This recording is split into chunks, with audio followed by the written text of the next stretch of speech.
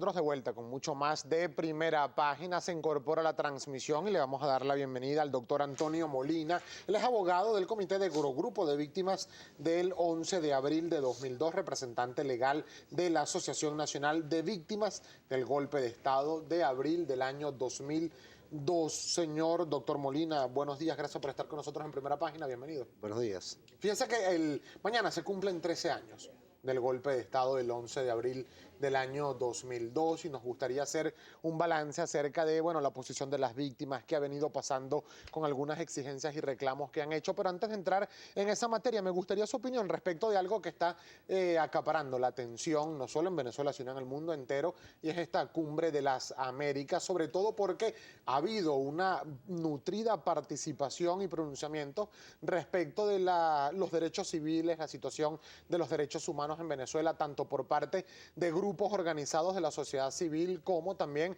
exmandatarios y también mandatarios de la región. Bueno, mira, hablar de la realización del inicio de la Cumbre de las Américas hoy en Panamá, necesariamente eso nos remite al decreto de Barack Obama en el cual manifestó, o sea, un decreto donde se considera Venezuela una amenaza para la seguridad de los Estados Unidos, ¿no? Yo considero, y de un pequeño análisis que se ha hecho, que eso constituyó un globo de ensayo teniendo en cuenta que se iba a realizar esta cumbre y se quería colocar el tema específicamente de los derechos humanos, que es un tema que ha venido siendo trillado específicamente por la oposición venezolana en consonancia con este decreto, con la finalidad de presentar en la agenda de esta cumbre el tema de los derechos humanos a Venezuela como un país forajido. Ya lo rectificó ayer el presidente de Estados Unidos, Barack Obama. Decía que eso se trataba más que nada de una proforma en la cual le emiten ellos algunos decretos, el gobierno de Estados Unidos, pero que él no consideraba que ni Venezuela fuese una amenaza para Estados Unidos, ni Estados Unidos fuese una amenaza para Venezuela. Lo que sí dijo es que no se podían cerrar los ojos o ser indiferente ante la situación que se vive actualmente en nuestro país. ¿Qué opina ante nuestra acerca de esta rectificación? Bueno, esa rectificación en sí yo la considero como una forma de retractarse y buscar de recoger el agua que se derramó. O sea, yo no creo sinceramente que eso constituya la verdadera intención del Departamento de Estado y del presidente Obama de querer rectificar. Lo que pasa es que ese globo de ensayo, como lo dije al principio de la conversación, se le fue de las manos y se presenta el señor Obama prácticamente con la mano vacía, porque esa era la agenda que ellos pensaban llevar, de tal manera que nosotros vamos a estar muy pendientes. Los pueblos de Latinoamérica no deberían dejarse engañar por la actitud de rectificación en ese sentido, porque Estados Unidos siempre no ha tenido acostumbrado a ese tipo de cuestiones. Cuando de manera velada hacen amenazas, luego vienen las intervenciones. En el caso de Nicaragua son ejemplos, muchos ejemplos los que tenemos en ese sentido en América Latina. Doctor Molina, fíjese que, por ejemplo, usted representa a un grupo de víctimas del golpe de Estado del 11 de abril del año 2002. En este caso, por ejemplo, actualmente, al día de hoy, hay en Panamá un grupo de personas, comité de víctimas de las denominadas guarimbas que ocurrieron en nuestro país el año pasado, pero también grupos de familiares y defensores de los que ellos han denominado los presos políticos de nuestro país. Han estado criticando un grupo de estos, por ejemplo, lo que ellos consideran la excesiva represión y la criminalización de la protesta en Venezuela, denuncias sobre presuntos hechos de violaciones a los derechos humanos, entre otros casos que se están denunciando en el país, lo que ha generado la atención de al menos 23 expresidentes de varios países del mundo, solidarios con la situación de los llamados presos políticos en Venezuela, pero por otra parte también los presidentes apoyando entonces al gobierno venezolano y pidiendo un diálogo directo entre gobierno y oposición en el país. Bueno, la presencia en Panamá en el día de hoy, cuando se inicia la cumbre de grupos que hacen vida o son cónsonos con la oposición venezolana, eso refleja que eso no es una cuestión de gratis, eso forma parte de una agenda ya precisamente confeccionada por Estados Unidos, y la presencia de esos grupos opositores, lo que se pretende es apoyar esa posición. Ahora, la presencia de las víctimas de las guarimbas, que tengo entendido que también van a estar presentes en esta cumbre, y nosotros estamos haciendo un esfuerzo en el día de hoy de estar presentes también en la ciudad de Panamá para que se oiga la voz porque ¿Van a viajar el día de hoy para Panamá? pretendemos, estamos en ese camino. ¿Y cuál es el planteamiento que van a llevar, Bueno, siendo que ustedes son de la Asociación Nacional de Víctimas del Golpe de Estado del 11 de abril de 2002? Claro, así como pretenden los grupos de oposición que pretenden denunciar ante esas instancias al gobierno venezolano como violador de los derechos humanos, nosotros también pretendemos, las víctimas de la guarimba, las víctimas de abril del 2002, que son las personas que yo represento, que también se oigan esas instancias, porque el tema de los derechos humanos, del cual se viene haciendo gala, denunciando a Venezuela, tiene una gran significación en este momento. La bandera de la violación de los derechos humanos por décadas fue una bandera de los revolucionarios en América Latina. Ahora, son estos grupos los que pretenden presentar esta bandera, pero con datos muy significativos y que mueven prácticamente a risa. Aquí en Venezuela, por darte un ejemplo, las víctimas de violaciones de los derechos humanos, por ejemplo, las personas que yo represento, las víctimas de las guarimbas, los dirigentes campesinos que a propósito de la instauración en Venezuela y puesta en vigencia de la ley de tierra, trajo como consecuencia el asesinato masivo de muchos dirigentes campesinos.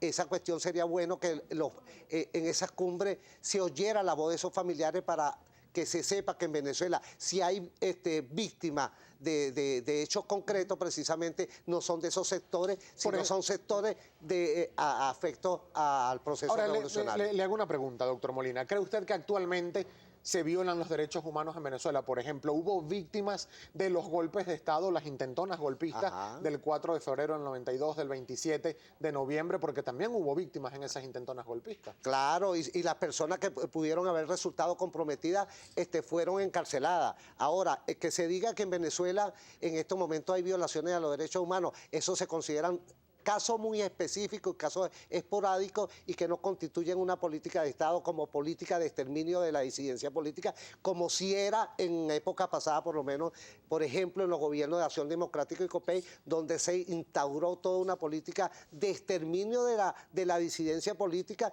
y te lo hablo con propiedad porque yo en esa época, en los años 70, era estudiante universitario. Ahora, y conozco innumerables ejemplos de fusilamiento, encarcelamiento, de desapariciones de revolucionarios y sobre todo del sector estudiantil. Doctor Molina, ¿cómo determinar, por ejemplo, lo que es un hecho aislado cuando empieza a convertirse en política? Y le hago esta pregunta porque, por ejemplo, la Defensoría del Pueblo recientemente, la Defensoría del Pueblo, corrijo que también, y el Ministerio Público, es lo que quería decir, ha hablado de detenciones y procedimientos penales a funcionarios policiales, a funcionarios del Estado venezolano involucrados en comisiones de delitos contra los derechos humanos de algunas personas. Freddy Bernal, como miembro de la Comisión Nacional para la Reforma y la Revolución Policial, ha hablado de la detención y la intervención de funcionarios y de cuerpos policiales por estar implicado también en violaciones a los derechos humanos. Claro, y eso refleja, eso es un fiel reflejo y que constituye un ejemplo de cómo este gobierno castiga las violaciones que se puedan cometer en el ejercicio de las funciones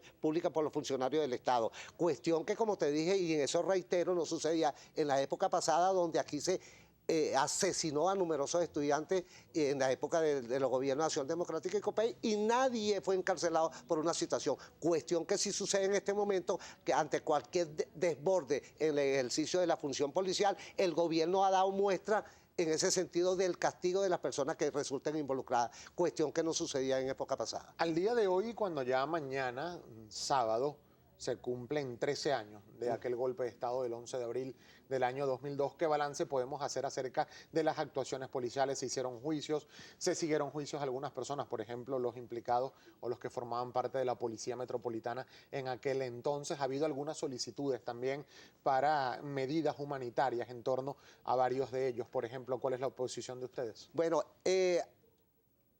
yo que me tocó pues llevar el caso de las graves violaciones a los derechos humanos que se cometieron en ese momento, en abril del 2002, sobre todo el proceso que se llevó contra la alta dirigencia de la Policía Metropolitana, constituye un esfuerzo de las instituciones del Estado para no dejar sin castigo estos crímenes. Ahora, hay muchos lesionados, muchas muertes que se sucedieron ese día, que hasta los momentos no han tenido respuesta desde el punto de vista de la Fiscalía y desde el punto de vista jurisdiccional. Pero ¿por qué ha sucedido esa situación? Recuerda que los sucesos, las muertes y lesionados del 11 de abril se produjeron en una situación muy especial, donde por 47 horas aquí no hubo gobierno. Prácticamente fue sacado de la presidencia el presidente Chávez y un grupo de fascinerosos se hicieron cargo de la jefatura del Estado. Entonces allí se cometieron cualquier tipo de barbaridades, se cometieron fechorías por parte de los grupos policiales, los grupos militares, y como no se dejaron registro, y ante la contundencia y la evidencia del regreso del presidente de la República, la Policía Metropolitana, que era la más comprometida en la grave violación de los derechos humanos, el 11, 12 y 13 de abril, se encargaron de borrar evidencia.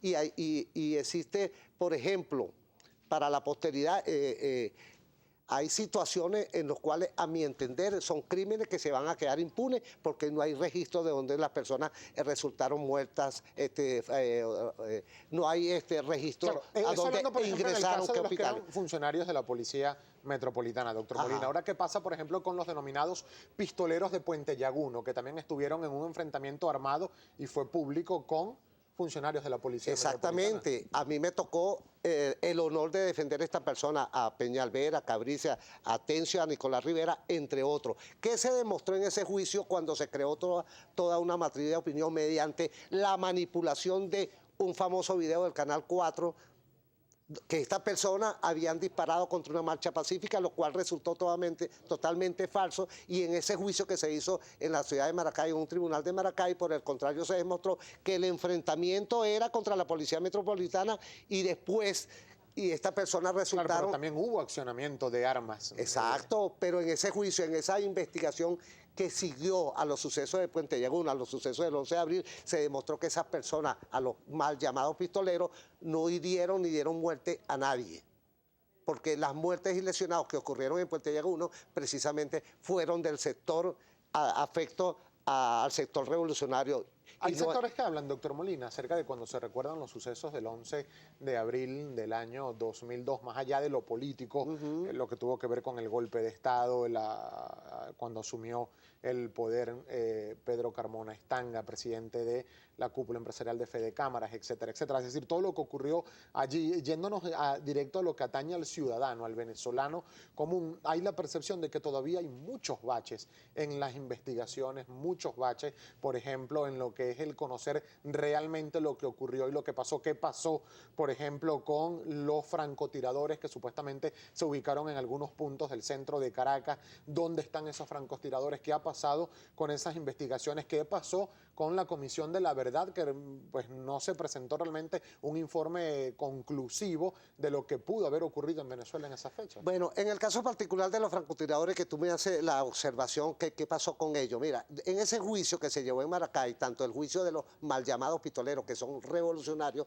que hicieron frente a la acción criminal de la Policía Metropolitana, y en el juicio en sí de la Policía Metropolitana se demostró que los francotiradores no fueron más que elementos de los grupos élite de la Policía Metropolitana que fueron colocados allí por la alta dirigencia de la Policía Metropolitana, y el alcalde de Alfredo Peña, quien desde el punto de vista jerárquico era el jefe de la Policía Metropolitana, esos fueron los francotiradores que iban a provocar las muertes, que irían a justificar ese día 11 de abril el pronunciamiento militar y sacando al presidente de la República de la jefatura del Estado. Y en ese sentido basta recordar un famoso video hecho no por un revolucionario ni hecho por un chavista, sino un señor que trabajó en este canal, representante de CNN, Otto Neustadt, quien luego, posteriormente, en una entrevista, en una conferencia en la Universidad Bicentenaria de Aragua, develó toda la situación donde el señor Héctor Ramírez Pérez, el día 11 de abril a las 10 de la mañana,